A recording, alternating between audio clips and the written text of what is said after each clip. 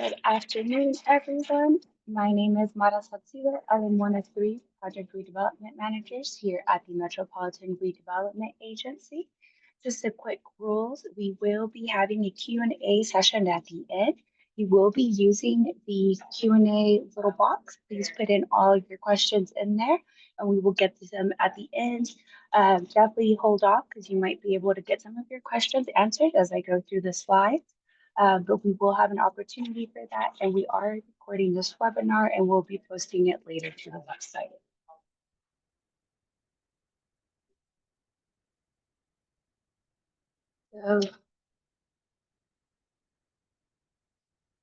Okay. So just to go over our agenda today, we're going to be talking about the Party Block sponsorship. It is a new grant from the Metropolitan Redevelopment Agency. We'll go over the program basics, a little bit over the process, some Q&As, and then final tips and takeaways for you to have.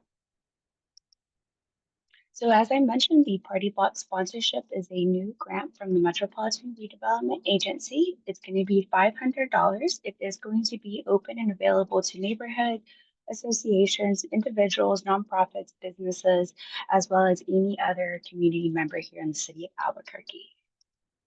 So just to go over some of the program basics, in order to qualify for the grant, you must be in a metropolitan redevelopment area. This process is going to be competitive, so just because you apply does not mean you are guaranteed the funding. This is an online application, and no matter what size of a block party you are hosting, you will need to have 70% of community support. You will also need insurance, and we'll kind of give over some examples of different insurance options you guys can have. And then, of course, it is going to be max of 2 awards per W-9. Everyone is required to submit a W-9, otherwise I can't pay you. This event is going to be requiring a 1 block size. It can be for a park, it can take place in an alley, it can also take place in a parking lot. However, as I mentioned, it has to be a minimum of a block size. So if your parking lot is only a small piece of the entire block property, that will not qualify. And the goal with this, again, is just to increase community engagement, be able to have some fun, regular programming, as well as some free activities for families and different community members. So the thing about this is it is for events, right? So definitely consider your event logistics. Like I mentioned, you're going to have community support, so get those petition signatures. You will either need an event permit or insurance, and I'll go over what that means in a little bit. Then you're going to be applying for the Party Block sponsorship. Like I said, it's online, so it's a super easy form that you just go online and fill out. If you are awarded, then you'll submit an invoice and show us proof that you have either insurance or an event permit, and we will send you a check. Then you host your event, and then you send us some really great pictures, and that's literally it. So it's a super easy process. So in order to apply for the Party Block sponsorship, you're going to go into the Metropolitan Redevelopment Agency website, and you're going to find it on the left-hand corner. It's going to say MRA Boutique Businesses and Property Grants. Anytime you want to apply for any of our grants, you will find those here. This is also the page where you will be able to find what MRA you are in. Because all of our programs are centered and focused around metropolitan redevelopment areas. So if you are not inside a metropolitan redevelopment area, you cannot apply for this grant. These areas are also different than a neighborhood association boundary or your council district. MRA boundaries are specific to our department.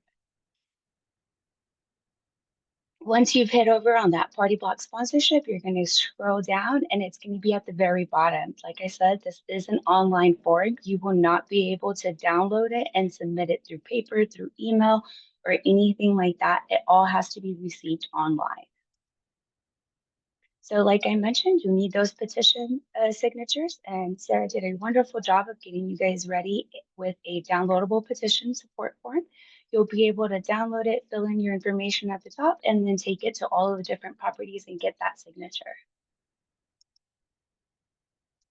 So once you are ready to start with the application itself, you will need to complete a W-9, a city modified W-9. This is different than the W-9s regular people or businesses may have from the federal government.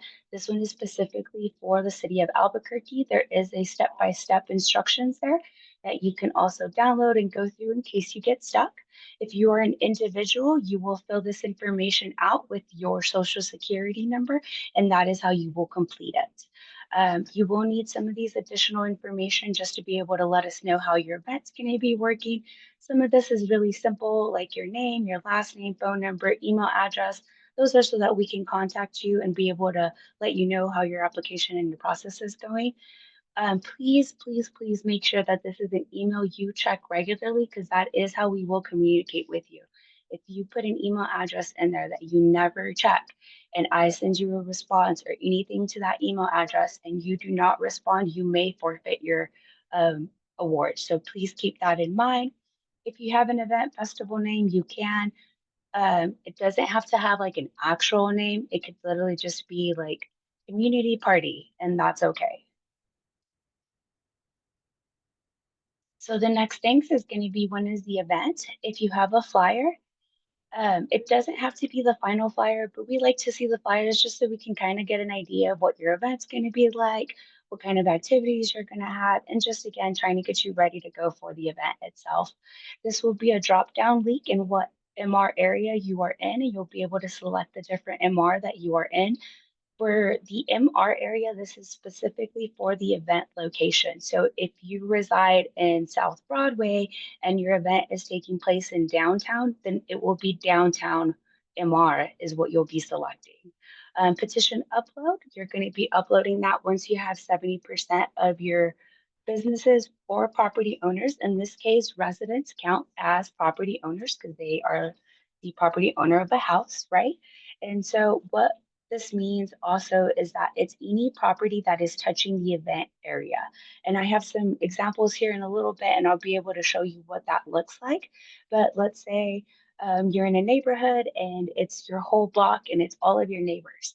70% of those have to sign the signature petition list.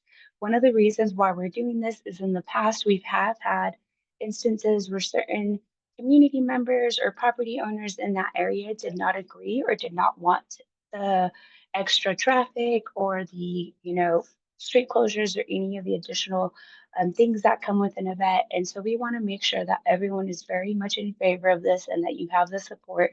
That is why we're asking for 70%. Some of these questions here are really easy. It's just yes or no's. These do not affect or take away your chance from being able to qualify for the sponsorship. Again, we just need some kind of background information on how the event will be working and if you have any previous experience with them. Again, super simple questions, all yes or no's. The ones with the red dots are required, so you do have to click something, otherwise it will not let you continue. If you have alcohol at your event, that is totally okay. We just ask that you follow the state requirements. From our end, we will not be requesting any additional permitting or any additional reports or anything like that other than what is required by the state. And then the last thing on this application is if you have an event permit. And so, like I mentioned earlier, some of these events will require a special event permit from the city of Albuquerque. The way to know whether your event will require a special event permit is if you are closing the street, or two, if you're going to be requiring two departments from the city of Albuquerque or more. What do I mean by two departments? So let's say you're going to do a street closure, and on top of that, you're having food trucks there, right? So now we are involving the DMD department who handles the street closures. Food permitting is also handled by arts and culture. So now you have two departments that are going to be needed. Then you will need that special event permit. If you are not closing the street down and all you're having is food trucks, let's say you're shutting down the alley, right? Then that is only one department. You no longer need a special event permit. You will only need insurance. We will only require you to have insurance if you do not need the special event permit. If you need a special event permit, insurance is a part of it. So it's still included in that. One of the things I also like to remind everyone is you have to complete the CAPTCHA. If you don't do that and hit submit, it will not go through. Your application has not been received. I have no way of knowing that you filled it out or started to, and that you just did not do the CAPTCHA thing. Okay, so please make sure that you're hitting that submit button at the end. It will bring up a completion notice and it says, thank you for submitting your party block sponsorship. You will be notified. Another thing is you saw that there was some areas for you to upload different items. The size is no more than 8 megabits, which sounds like a lot. It's not. It's a super small size. Please make sure that you reduce all of your file sizes because if it is bigger than that, it is not going to tell you that the files that you uploaded were bigger. It won't tell you that it did submit. It won't tell you anything. And again, on my end, I receive absolutely nothing. So it's really hard for me to be able to assist or help you with that. If you're having any issues in terms of the size not being the size being too big and you not being able to shrink it down, please try to email me directly afterwards, and then I'll be able to like receive your additional items, and we will work with you through that. So as I was saying earlier, wanted to give you guys some examples of what a party block area would look like, right? So I know that Albuquerque has some very different blocks and that not one community is the same. And so we are going to be showing you a couple of different examples from different areas. So I hope that like really clarifies it. So this is over here by One Central Apartment. That is that street that's kind of in between One Central Apartment and the green area over here up north is the Martin Luther King Tijeras area. So this is one block. In this area here, you would be getting the property owners that are directly inside of that circle. In this area, right, there's also only 2 to 3 different property owners. So that means you're going to need to have majority of those property owners agree to it in order for you to be allowed. The other one, the other example, right? I'm actually highlighting an alley here. And this is right behind the chemo theater. And there is the very special arts garage, parking garage right behind it. That is a city owned property. You do not need to worry about city owned properties that serve or work as parking garages. Okay. For this one, you would need to talk to the chemo and get them on board in order to be able to use the alleyway. And again, it would be all of the property owners inside of the yellow circle. This one, you would not need a event permit because you would only be having food trucks. This is hypothetical. This doesn't have to be the way you do it. But it would only require one department, so you don't need an event permit. All you would need to do is get one of those insurance requirements. So here's another example. This is in Barelas. So over here in Basan, you see that there's a lot of different little properties, right? But that is one block in size. So that would qualify for a party block sponsorship. However, you would need to have 70% of the owners in that area, residential, agree to have the event. The other side is over here on Pacific Avenue. And as you can see, this is a really big block because we have different block sizes here in Albuquerque. It still only counts as one block, and you would still need to have 70% of the residents agreeing to having that. Another example is here in South Broadway. Let's say instead you want to do multiple blocks. That is also allowed. You can still only get $500, but you would be able to apply for multiple blocks. And that would also mean, though, that the number of property owners that you get is also going to have to increase. For this one in particular, you would be required to get an event permit because you are going to be shutting down the streets. If you had any type of entertainment that requires a loud noise permit or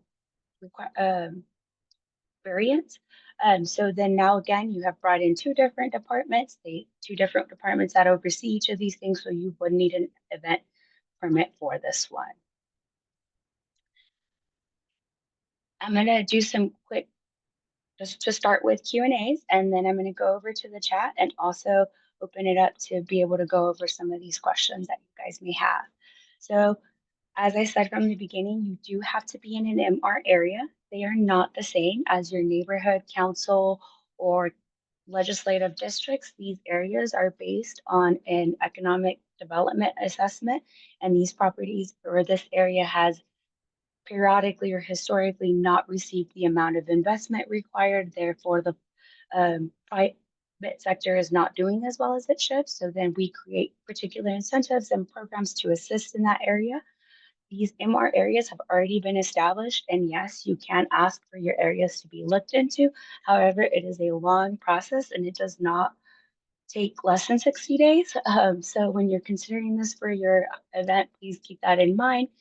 You will be the one doing the entire event. So we do not force you to have a specific band. We don't ask that you have alcohol. We don't care about how you host the event.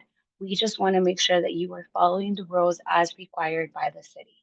Okay, not everyone will need a special event permit. Not everyone will need a loud noise. Not everyone will need food trucks. So, kind of keep those things in mind as you go.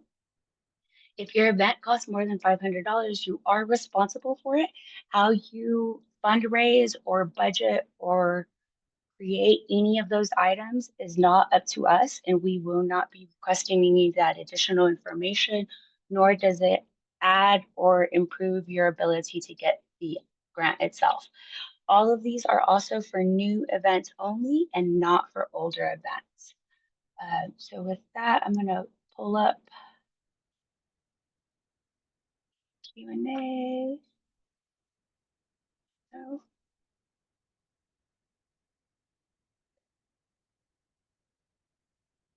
okay. There is a city bus taking up one side of the entire block. Do we have to get a signature from the city? Yes, you would, because this is going to be requiring a street permit, right? So DMD is going to have to work with you on that. The signature would not come from the city per se in terms of your petition.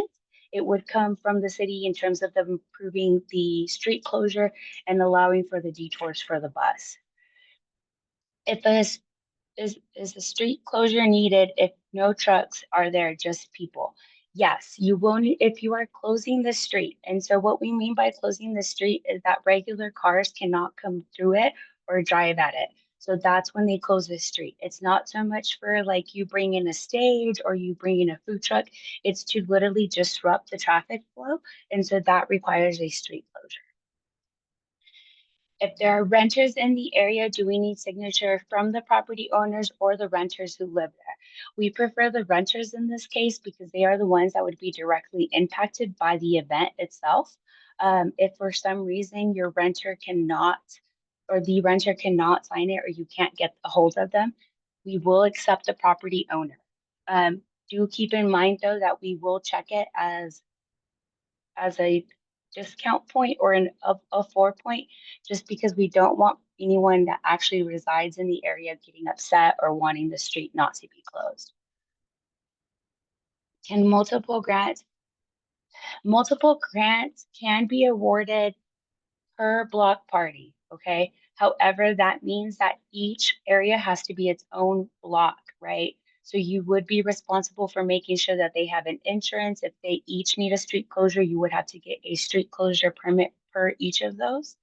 Uh, and on top of that, you would be responsible for making sure that everyone has an individual W-9, because if you're expecting your W-9 to qualify for everyone's, it won't work that way. It does have to be an individual person's W-9. On the 60-day notice, it's not a hard 60 days. The reason why we're saying 60 days is because some of these permits will require you to have them for longer than 60 days, right? So for example, arts and culture needs a minimum of 60 days in advance. I think DMD requires a minimum of 30 days. So if you need any of those kinds of insurances or any of those kinds of permits or permissions, then you kind of have to follow in line with that 60-day. If you don't need any of those items and you are able to apply and get your insurance in time and prove that to us, then you would still be able to apply for the grant. Special event permits vary. It depends on how many departments or how many things you're doing. The permit itself is only like 25 bucks. What ends up making more is when you have the fire marshal come through and he needs to do inspections, or they need to verify each of your equipment for like live sound and stuff like that. Those do require more. So it's really just more for you to kind of like gauge. You can also check out the city event permit page and it'll tell you a complete breakdown of all the different costs. The event cannot be at a private venue. This has to be open to the public and accessible for the community.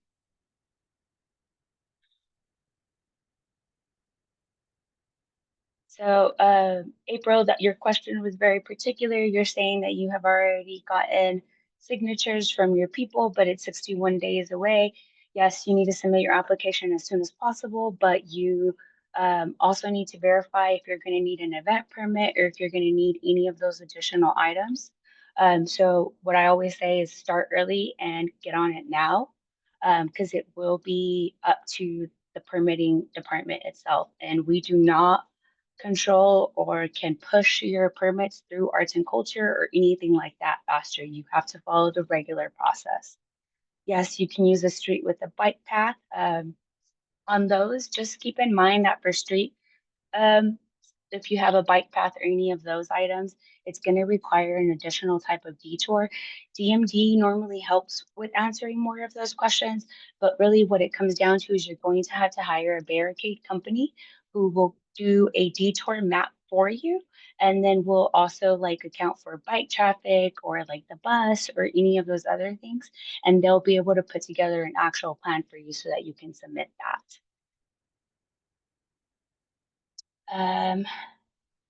Private field, you would, so on some of these, it is going to be a case by case basis, right? So if you're talking about a private field, there's still going to be properties around it. So you're still going to need to get signatures.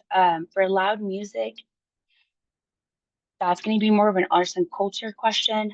So I can definitely follow up on that because in reality, you need a loud music permit or a loud noise permit for anything that is above your regular amount of sound, even if it's out on a private field or on a public park, whatever the sound,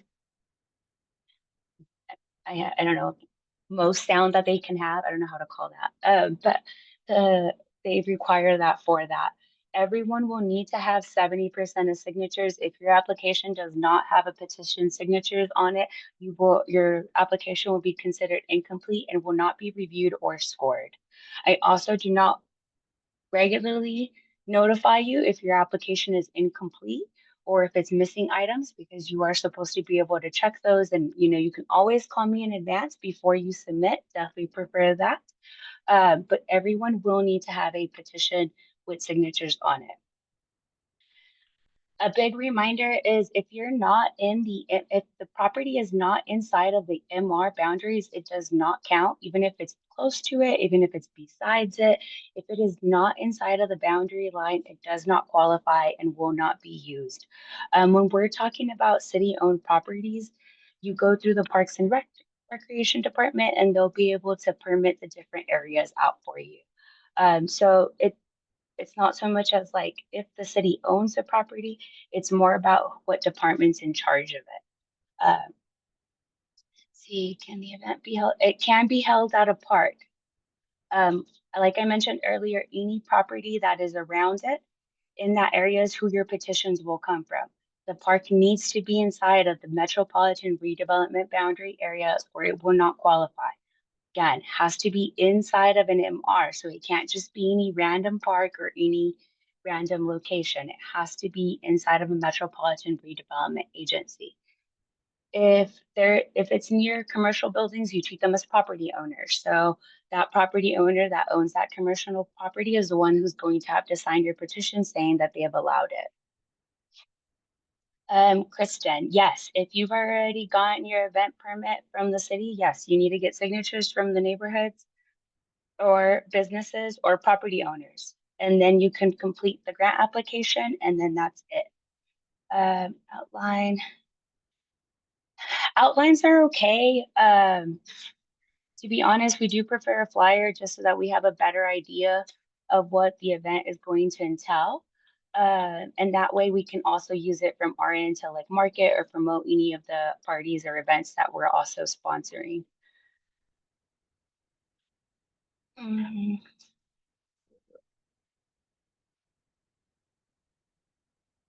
Blanca, if you want, we can have a one-on-one later on to kind of go over your questions because those are seeming a little very particular to your individual situation.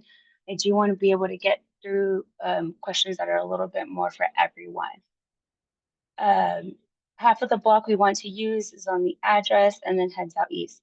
It would be eligible, again, it just has to be block size. So as long as you're a minimum of a block size, it doesn't matter. You would be doing all of the properties that are touching that area, and that's who your residential neighborhood support would come from. You have to have 70% of the adjacent property signatures or your application will not be considered. I do apologize. I know it can be frustrating when not everyone agrees or chooses to support or participate in events, but we have to follow our ends to be able to keep as many people as happy as possible. So it does have to be 70%. If you do not reach that 70% when we're reviewing your application, you will be disqualified and you will be notified. It's not just so we're not asking that you keep the event just for neighbors or that it be specific to your area. So that's going to be your own decision how you choose to promote, gate it off, create tickets, or however you choose to do that. That's going to be totally on you. A complete block, yes. If your property takes up a complete block on the property, you will need to show me that it's yours, that the whole block is your property, and that you guys are okay with it. I am going to ask you on those just to make sure that if you're closing the street, you're going to need to get the property owners in that adjacent area to sign off on it. If you cross the street property and not planning to shut down, if the people are hanging out on the street and you want people to engage and do events, activities, have food or whatever on the street, you're going to need a street closure because in order to allow people to hang out in that area, the street has to be closed for regular traffic. So you will need a street petition. If it's in a parking lot, the parking lot has to be the size of a block at least. So like I showed you earlier in that downtown example, across from One Central, that is an entire parking lot. It is 1 block in length. So then it would be allowed to. No, you can get the permits as you're submitting your application. But if you do not have your permit, we will not give you any money. Yes, city employees can play. There is a website where you can submit your address directly on the Metropolitan Redevelopment and you can check the property and see where it lies in which area. So please make sure you go to our website and check our different boundary maps on there. You'll be able to find all of them from there. Okay, um, I think that's kind of all. Does anybody have anything else? April, Thompson, and Blanca, I will send you an individual email in a little bit, and hopefully we can get y'all scheduled for like a one-on-one and we can go over some of your questions, okay?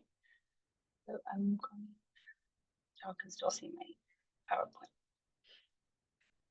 Okay, so just kind of wanting to go over some of those final tips and takeaway. Please make sure that you check the location of the event and that it is inside of the metropolitan areas. There's an entire GPS map on our website. You literally can just submit your address or the address of the location, and it'll tell you if it's in one of the MR areas. It'll give you the name of the MR area, and it'll tell you what so yeah, you can select.